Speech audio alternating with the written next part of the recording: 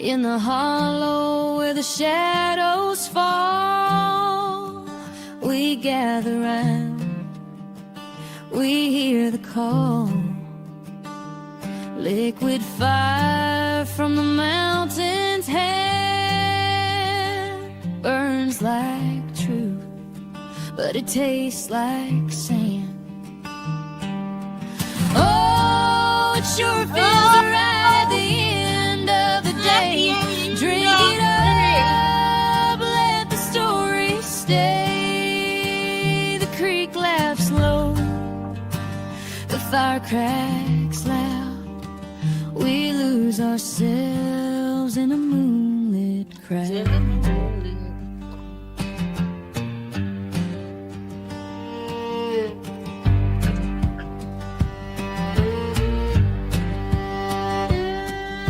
The air so thick it hums and sings, a slow dance wrapped in unseen strings, clear as glass, but it bites like a snake, Like the night. sharp and cold, every breath we take. Oh, the stars know our sins tonight. Set that burn till the world spins right. The creek laughs low, the fire cracks loud. We lose ourselves We lose in ourselves. the crowd.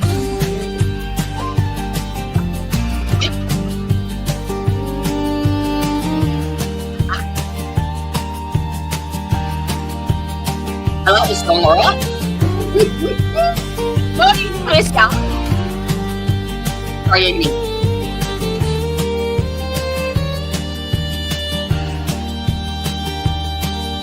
The mountain whispers secrets deep, the kind you tell. Hello. Tis I. The song has ended. Okay. G'day. How are we all? Righto. Well, there's been some developments. No, it's not funny. Sorry. It's not funny at all, actually. Brandy and I are sitting backstage having a chat, and her phone rings. And she had to go. It was Ty. There's shit going down apparently. So she's going to ring me when she's sorted it out, and either come back later today or tomorrow. So we'll sort it. But there is a heap of shit that we can go through with the case. Yes, no, it's not good. Her phone rang and she answered it while she was sitting, chatting to me, and Tyre is screaming. Yeah, it's not good. Not good. Yeah, I can't say any more than that, sorry. But yeah, it's not good. A bit concerned actually, but never mind. Well, I'll just focus on the positive. Okay, so I spent a few hours last night actually doing some more research, as I do, because I have got fuck all else to do, really. So I'm going to see if this actually works, because what I had planned for the stream obviously is it's not going to happen, which is absolutely fine because her safety is far fucking more important. If I can share this. And I have to apologise so badly for yesterday. I'm going to have a do-over because it was the shittest stream that I have ever done in my life, and the lead up to it, was absolutely just, and it didn't get any better. So I sort of was left scrambling, unfortunately, and my brain doesn't cope with that, not even for a second. So I apologise. And we've actually, Ted and I did research last night, and we got some good shit. Tan's going down a rabbit hole. She's following the money. Okay. So she's following, because there are different stories. Oh, there's different stories all the way through this, but as far as Helen Harvey goes, there is differing values on her estate net worth. Now, they were both Martin and Helen, their finances were covered by state trustees, which is like a governing body that advocates for them. All about the Benjamins. What? Oh, who's Benjamin?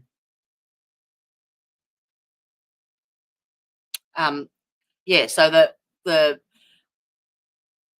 way the media has explained it is that he inherited about $697,000 from her estate, which included, cash at hand and the properties, but it didn't include the stocks she actually had in tax. So they were an income share, apparently, and that wasn't ever disclosed. And all of the rest of the records are obviously sealed, or for privacy reasons we can't access them, not even with a FOIA. So Chan's going to do a bit of digging in that money, Jody. So what's Benjamin? Oh, Benjamin Franklin. Oh, the money. Okay, I'm with you. Righto. So it's actually been asserted that there could be upward like 28 million. So, which would then jackpot the motive for someone to take advantage of a literal child, pretty much. So, do I do this? Do I swing this to a Martin stream? I may as well. What do you reckon? I'll change the title later, but yeah, I think we might fling it to a Martin stream. Let me change this. Hey, hello. How you doing? Okay. So, where is my little history here? I was looking to try and contact one of the nurses at the Hobart Hospital, because I remembered that in the Mercury newspaper, one of them had actually given their names. So I did a search up and I found her. And then I started looking into trying to find his hospital records. Turn this one off. On what? You need to speech more. Use your words. I don't know what. Be more specific. Turn this one off. What's one? Oh, the stream. I'll just change it. I'll change the thumbnail and I'll change the title. By the end of it, it'll be fine. So yes, I did a bit of a deep dive last night and I found a few things. Now, the goal or the aim that I was hoping for to go for was to appeal on the fact that his fundamental rights were not met at all, and that's the legal process basically with regards to the right to a trial, right to a fair trial, right to effective service of counsel and a right to face your accuser and the rest of it. But there's more to it than that. Because his IQ is 66, he's actually deemed as disabled. It's a disability. It's an intellectual disability. So he's then covered under the Disability Act of Tasmania, which has its own sets of criteria that they have to meet, a whole different set of rights. So he is supposed to have been allocated a guardian, and he is supposed to have had a representative with him at all interrogations or questionings or whatever. He's supposed to have been allowed additional time to have it explained to him. And if he didn't understand it, it is to be presented in a way that, or until he does understand it. There was a whole heap of, let me see if I can see them, whole list of stuff, and every one of them, they breached that as well. And then, where did I say it? Because I was going through Social Security ones. What's that? What's that? Don't want to say that. You did that.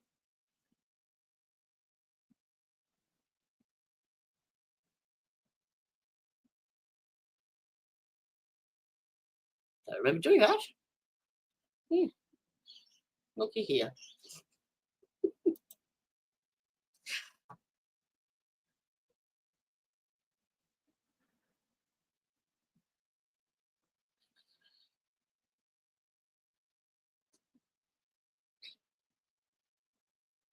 That one. Jodie, you should have named these when you saved them properly. Outline for section. Oh, okay, that's that. So I started off looking at his psychological evaluations. The first one he had done in 1984 when he was 16 or 17 with Dr. Cunningham Dax. That's the guy from the UK. And he was very, very well renowned. I think he only passed away in 2016, but was known for groundbreaking advances in psychiatry. But as I said yesterday, he was also linked with the Tavistock Industries and MK Ultra, which had some, not shady, but not as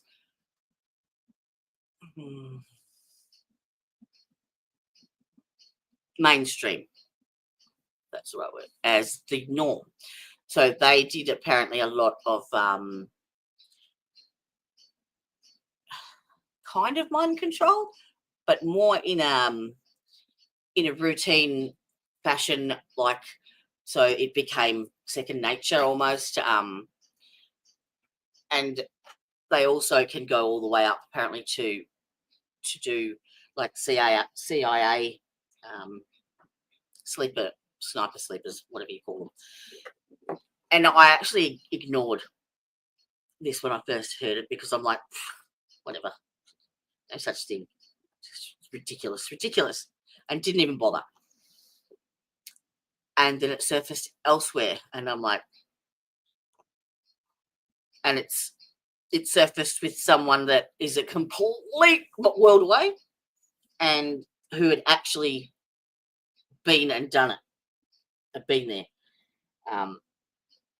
And they actually they recruit children. They recruit like very skilled children, very educated children, like gifted children, basically. And then they train them up through their protocols. But they give them this drink, and it's supposed to affect their memory. And the person that I'm talking to as a child remembers it all because they quenched the drink and never drank it. So, yeah. And that was her childhood. So what truth is there in regards to Martin Bryant? Your guess is as good as mine, because Cunningham Dax is dead. So his report basically said that there was no schizophrenia. Where is it? Okay. There is not the full original report from him. It's not publicly available, but you can get excerpts from it. So what was in there? So it was done, yes, when he was 16. It was done in February 1984, and it was mainly so that he could be assessed to get onto the disability pension over here. And that needed to be diagnosed by a psychiatrist. So he basically says, Dr. Cunningham Dax helped establish the community mental health awareness services in Tasmania. He established the mental health research unit and was recognised as a leading figure in the Australian psychiatry. He died in 2008. My apologies. His professional standing made this assessment particularly significant for the Bryant family's understanding of Martin's disabilities. But Carleen took the explanation from Dr. Dax as a diagnosis and treated it as such, and it wasn't what she thought. So her statement after him assessing Martin was that it didn't take him long to see that Martin had a problem, and Martin was not able to concentrate on what Dr. Dax was saying and interrupted him to talk about the age of the house and the fireplace in the room. After a few more consultations, Dr. Dax said Martin would be unemployable as he would upset and annoy people to the extent that he would always be in trouble. He would have to be put on a disability pension. So that's pretty much what happened. So she sort of took that as almost like he had schizophrenia and, oh, here it is. Cannot read or write. So this is Dr. Cunningham Dax, his assessment and case notes. Cannot read or write. That puts a bit of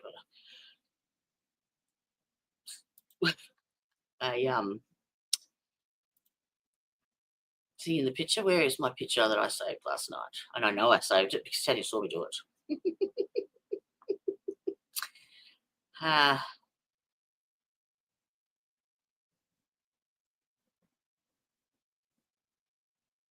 Come on.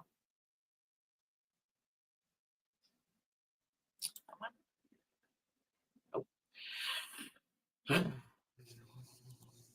hate searching for shit.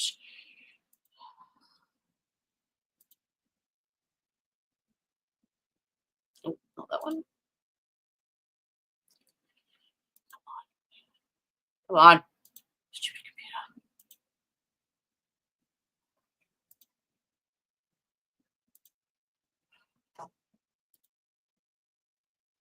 The fuck did I save it?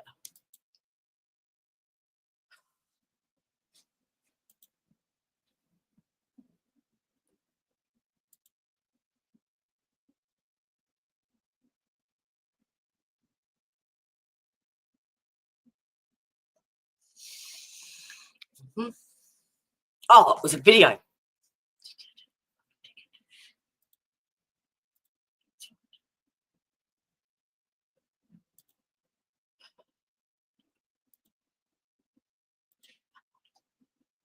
Really?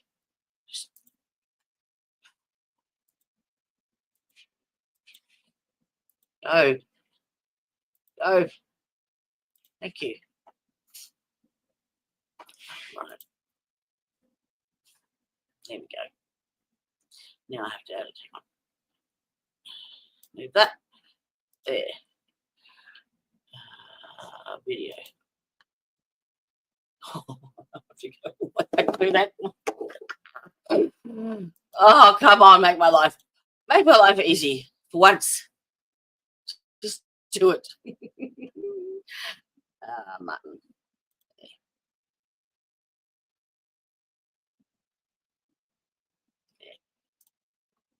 Thank you. Thank you. Confession, and they went, right, that's it. Case closed. We don't need to examine the event anymore. We don't need to speak to witnesses. Locked him up. Can't read or write. That's pretty darn neat. Look at that handwriting. convicted by his own confession, and they went, right, that's it. Case Oh, closed. right, We wait, don't need to examine the event anymore. We don't need to speak to witnesses. Locked him up. Why? Okay, so cannot read or write, does a bit of gardening and watches TV. Only his parents' efforts. It's only that his parents' efforts that prevent further deterioration. It could be schizophrenia, and parents face a bleak future with him. So it wasn't actually diagnosed as schizophrenia. And that hit pretty hard with both Carleen and Maurice. And Maurice ended up becoming his carer pretty much, which wasn't particularly appealing to, a young 17-year-old lad, obviously. But he did have a very close relationship with his dad. So he was functionally illiterate. So as far as this confession and map goes, righto, good luck with that. And it was the gardening that basically brought him and Helen together. Now, the differences when Paul Mullins did his assessment of Martin in 1996 for a whole 3.5 hours, pretty much agreed with everything that Dr. Dax has said, but the only thing they differed from, where is it? Okay, so they both agreed that there was a formal recognition of intellectual disability, and he had a full government acknowledgement through the disability pension. He would be permanently unemployable, and there was a need for lifelong parental supervision, and that prognosis would deteriorate without constant care. Okay, they both agreed on the IQ, and okay, the only difference was that Paul Mullen added. What changed was the addition of documented violent ideation, weapon obsessions, and escalating dangerous behaviour.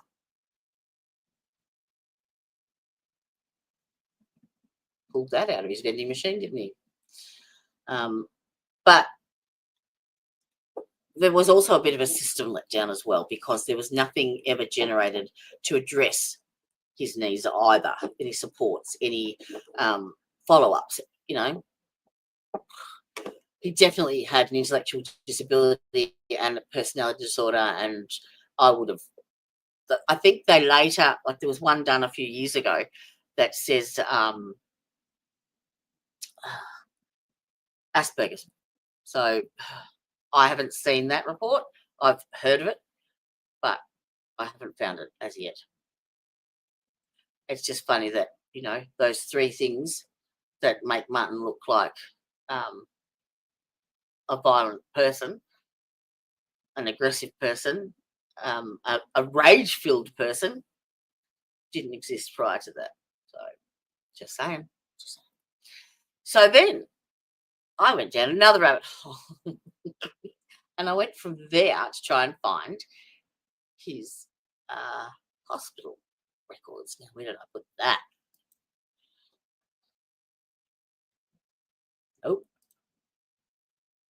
Nope. Nope. Nope. Nope. Nope.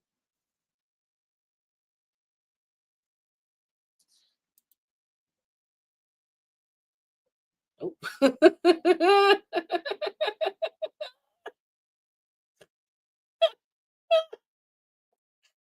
But yeah, you know what I've done. Let me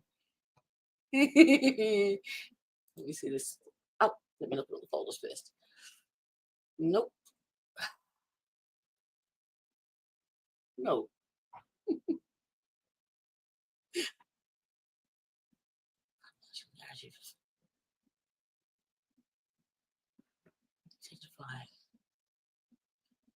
All right, I'm just going to go to the latest one, because I think I did a few different searches.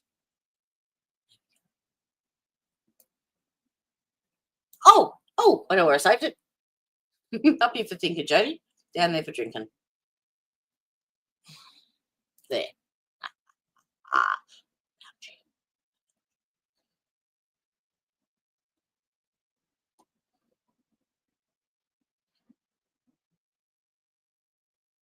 There we go. Okay, so we go back to the seascape, and what am I doing? I'm looking for the document that I saved and I spoke to you about last night. So he was arrested and he had third-degree burns to his back. So he also was admitted to the Hobart Hospital, but obviously he was segregated from all the victims who were there as well. And the hospital actually suffered quite a lot of backlash from treating him.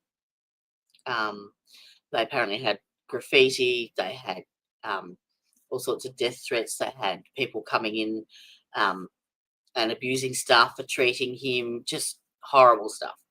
And the actual nurse, what's her name, Emma?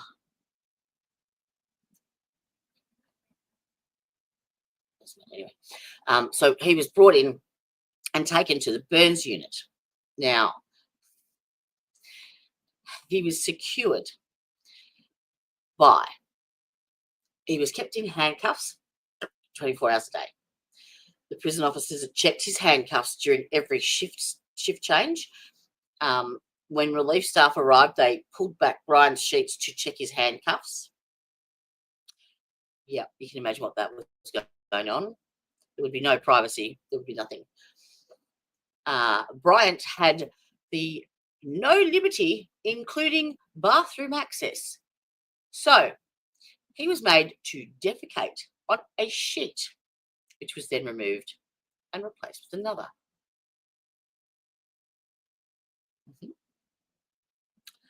Complete immobilization in his bed.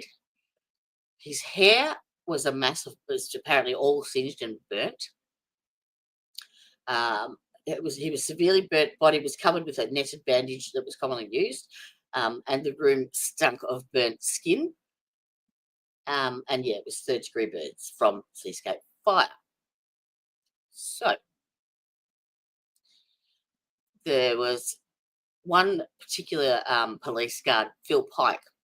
I think he was actually the one that was in charge of organising the shift workers and looking after, making sure that the scene was secure. And he is quoted as saying that it was very, very hard, difficult and extremely personally difficult to guard him and look after him, especially having worked at the massacre scene. Now, I get that. I do. But what happened to innocent until proven guilty? What about humanity? So he then went on to say, I made up my mind to protect the prison officers and the nursing staff, but not Bryant. If anyone came through the door with firearms, they could have him. Now, that is fucked. So they not only have broken his constitutional rights as far as like the legal process, they have broken his rights under disability and his human rights, basic human rights. He does not deserve to be treated like that. That's worse than an animal. It's ridiculous. Now, this dickhead went on to say that during his guard duty, Bryant fixed him with a stare that I described as pure evil.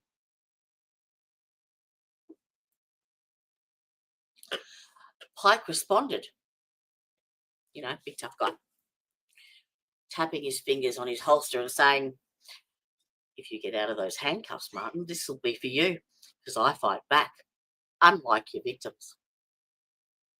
After this, Bryant no longer held eye contact with Mr. Pike. really. Yeah.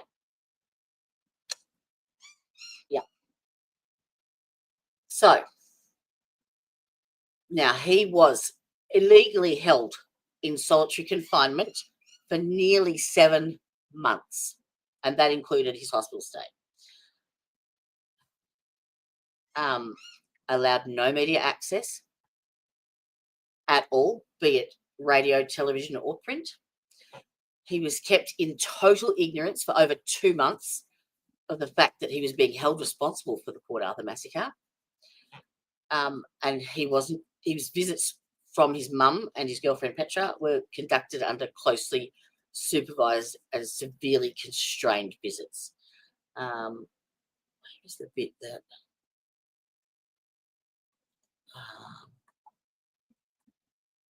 what's to say that another one.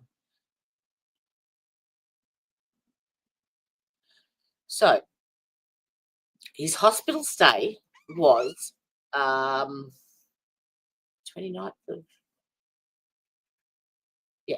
of April until the 5th of May.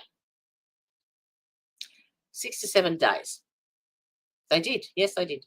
100%. He was hung, drawn, and quartered from the beginning. And he had 3rd-degree burns. Now, I looked up what the average hospital stay for someone with 3rd-degree burns would be. Guess what?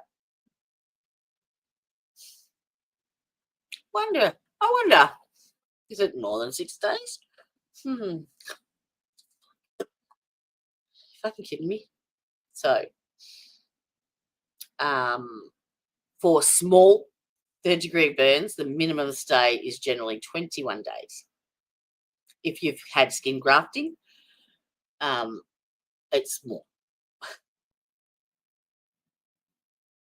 The risk of infection peaks at the 2nd week mark, between week 2 and week 4, and he was there in prison for that time. They transferred him to prison where he would not have got even a tenth of the care that he needed.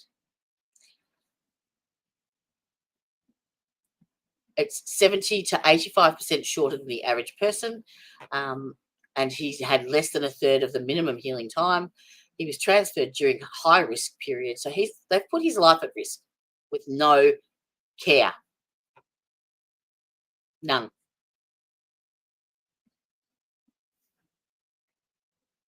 None. And the stay in hospital, they actually had bomb threats. They had plots of people coming in. They had multi-layered security, and that's what I was looking for, the security one. It must be on the one before that. I'll go back to it. But he was actually legally in custody with the Justice Department, not the police. His burns were actually described as severe, and there was a heap of public outrage at the hospital that the hospital actually used resources on him. They really suffered. So this suggests that the non-medical factors, meaning the security, the custody, the political pressure and stuff, likely overrode the standard burn care protocols, raising serious questions about the adequacy of his medical care, about the decision-making at the time of transfer, whether it was appropriate, and the standard of care for basically prisoner and patients. So I'll just go back one because I know that wait until you hear the security. There's graffiti on there. Oh, Kim McGowan. Kim McGowan is the emergency nurse that I'm going to try and contact. But they had graffiti on the wall saying an eye for an eye, burn, Bryant, burn.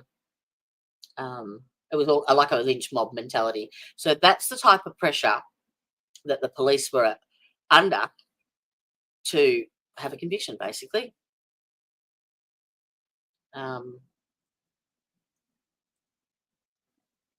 one source stated that who could doubt that Bryant would have been lynched at any time had the opportunity presented itself. So,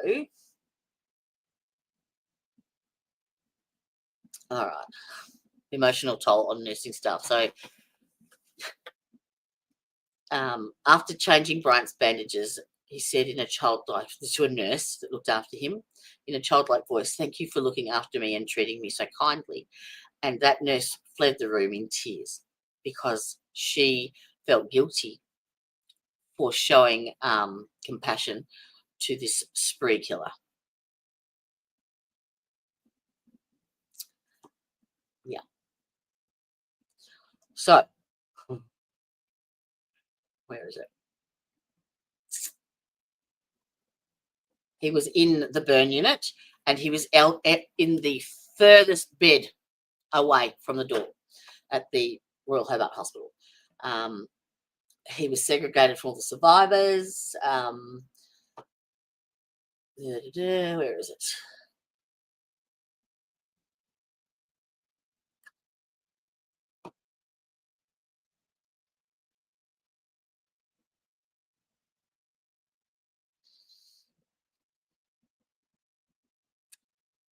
Come on.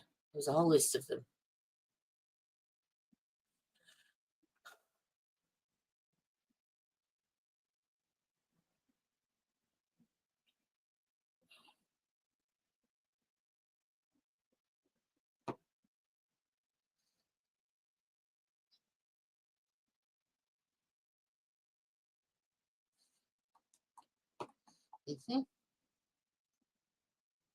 I'm going blind.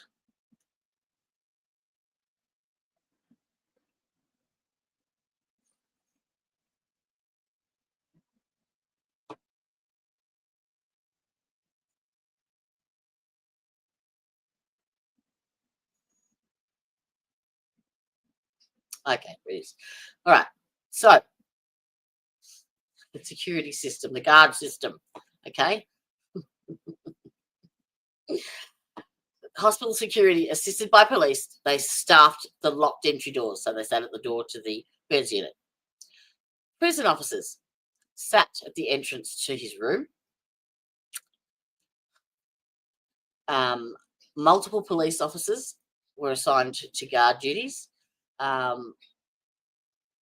one point, there was Phil Pike, that guarding officer, 3 other police officers, 2 prison officers, several security guards, and he was handcuffed to the bed at all times. When 2 members from the prosecution section, when he was initially brought in, he was escorted by heavily armed special ops officers to the hospital.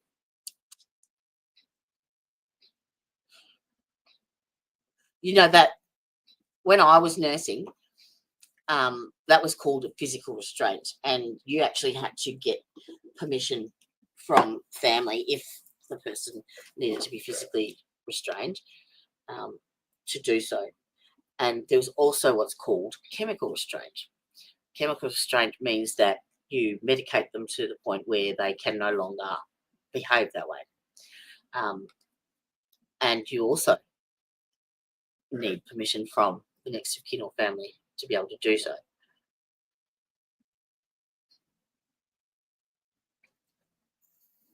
I have looked after patients that I looked after one guy in the intensive care unit that had come in because he had drunk bleach after allegedly stabbing his wife.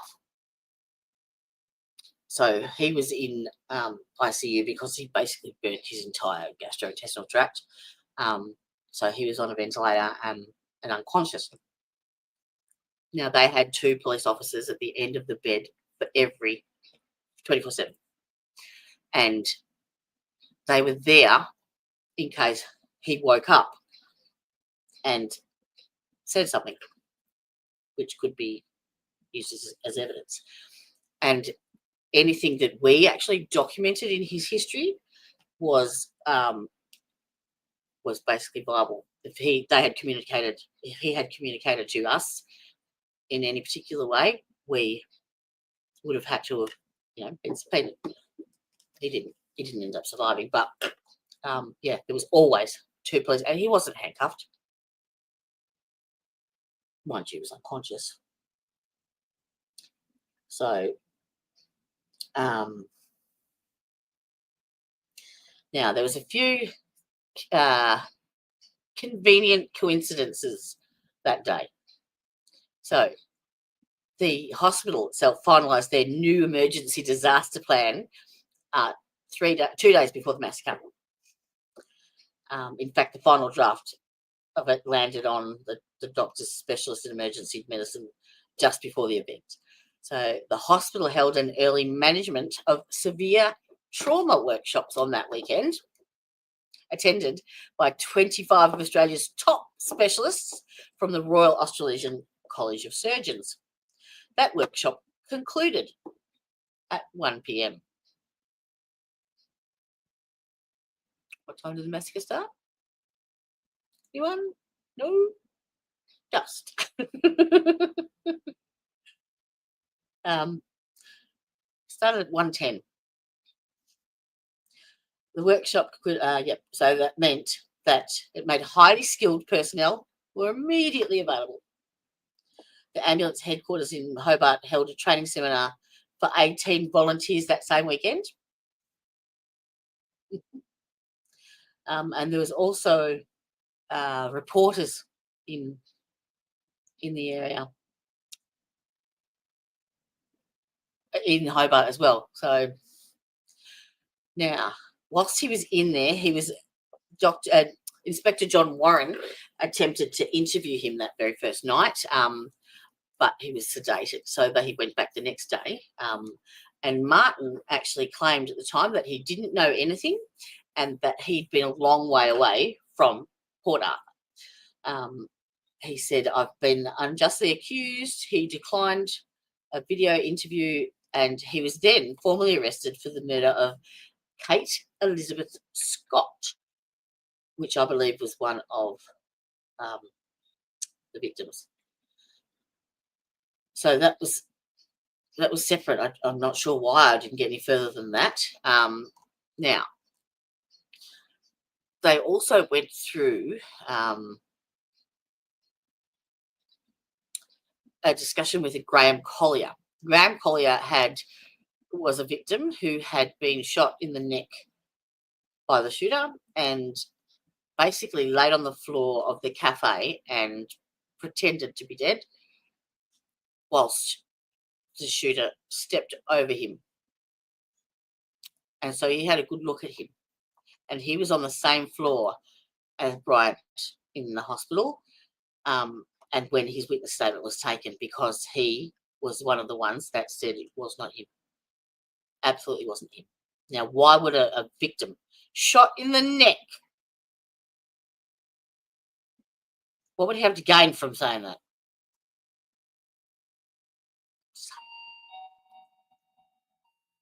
Oh dear. It's not again. Un momento, per favore.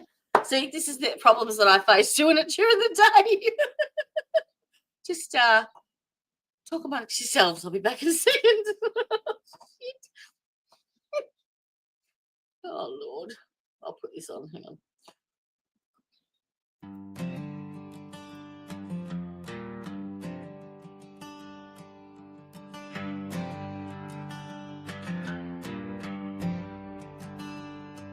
In the hollow where the shadows fall, we gather round, we hear the call.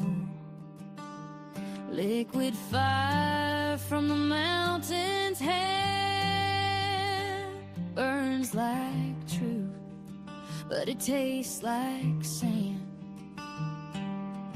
Oh, it sure feels right at the end of the day. Drink it up, let the story stay. The creek laughs low, the fire cracks loud. We lose ourselves in a moon.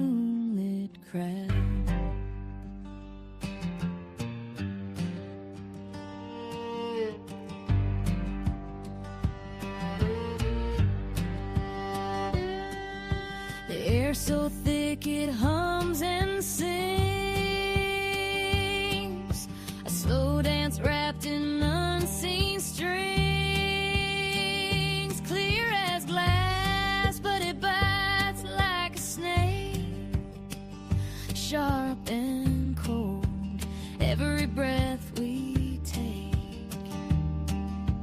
Oh, the stars know our sins tonight. Set that burn till the world spins right. The creek laughs low, the fire cracks loud. We lose ourselves in a moonlit crowd.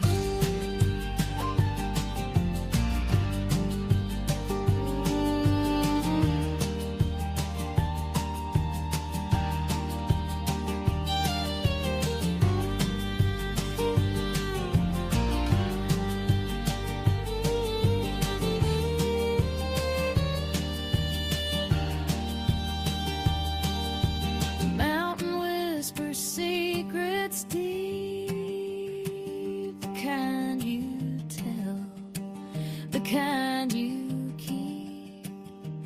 Ashes rise like ghosts in flight, fading fast into the night.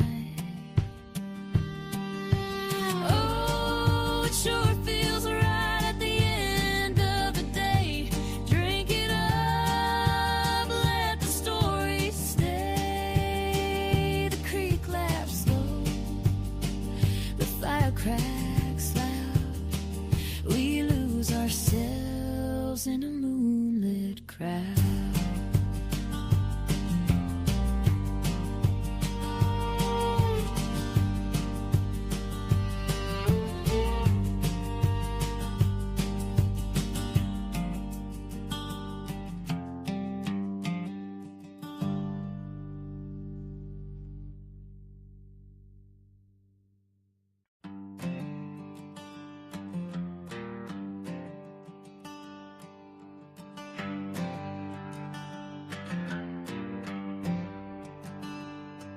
In the hollow where the shadows fall, we gather.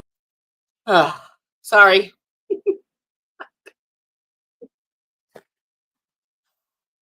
All right, I've got 5 minutes. I actually have to take this one. It's my it's the disability service provider, who covers the what little funding I actually do get. And she's early, but that's okay. Yeah, so I actually do need to see this one. Christ almighty.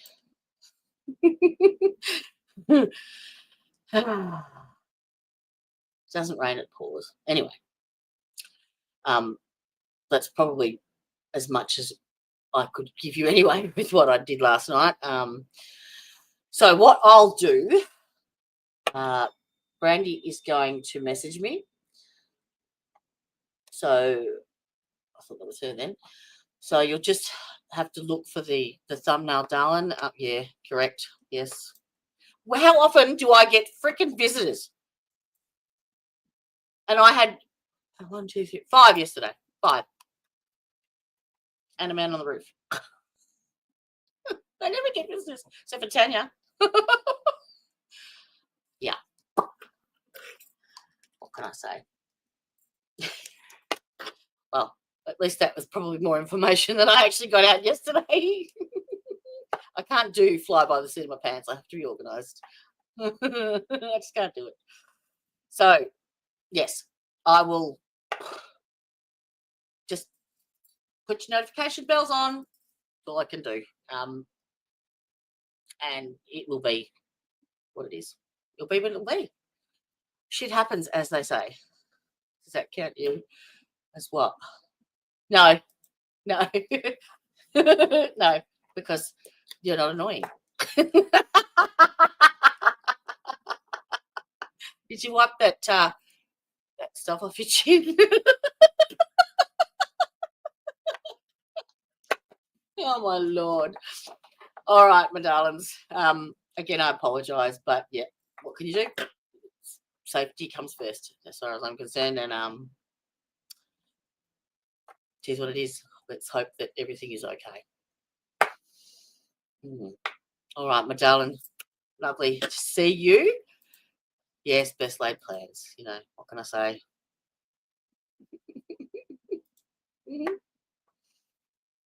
Yep. All right.